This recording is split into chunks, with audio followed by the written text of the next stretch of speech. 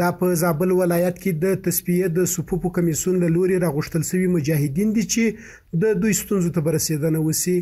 دغه مجاهدین وایي د تصفیه په ځینو فورمو کې د جهادي سابقې کموالي د څېړنو لپاره د کندهار زون د تصفیه کمیسیون مسؤلین راغلي او دلته د مجاهدینو ستونزو ته رسېدنه کوي چې دا خورا نیک ګام دی. لپاره ټول شوي له کندهار څخه د کمیسیون راغلی د تصفیه د معلوماتو په باره کې کومې فورمې چې هغه سابقه کمه کې لیکل شوي د هغو د معلوماتو دپاره نو مجاهدینو ته اطمینان ورکړي چې د چا فورمو کې څه کمبود راغلی هغه انشاءالله موږ حل کوو او کمیسیون والا افراد اطمینان ورکړی. د شاه صفا ولسوالۍ څخه دلته راغلي یو د کندهار ولایت څخه د تصفیه د کمیسیون لخوا څخه چې دلته د ځینو په مجاهدینو په فورمو کې ستونزې وي او د هغو د حل لپاره دلته راغوښتل شوي وي. انشاءالله د مجاهدینو ستونزو ته به رسېدنه وشي انشاءالله. د یادونې وړ ده چې تر دې وړاندې هم په زابل کې فعاله دلګۍ مشران د یاد کمیسیون له لوري راغوښتل شوي او تر ډېره بریده ستونزو ته رسېدنه شوې.